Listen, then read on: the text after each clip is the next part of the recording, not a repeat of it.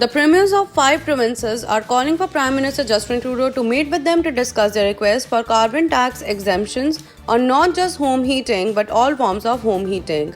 The open letter shared Saturday was signed by the premiers of Nova Scotia, New Brunswick, Ontario, Alberta and Saskatchewan.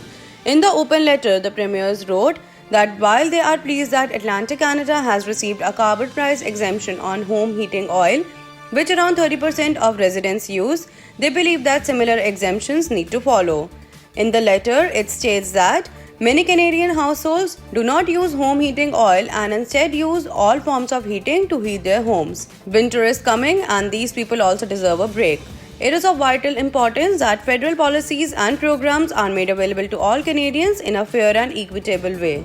The premiers added that they feel this decision has caused divisions across the country by singling out Atlantic Canadians for this relief. The letter called for the federal government to remove the federal carbon price from all forms of home heating and concluded with a request to meet and discuss the issue.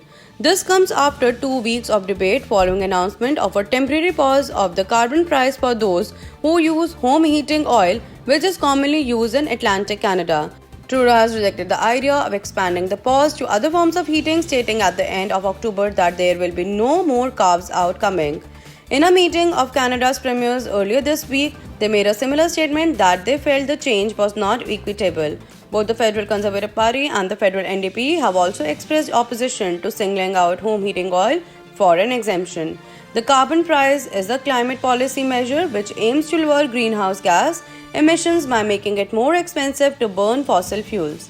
Although it has been contentious since it was first proposed, tension around the policy has increased in recent months as high inflation and a growing cost of living crisis continue to put pressure on Canadians.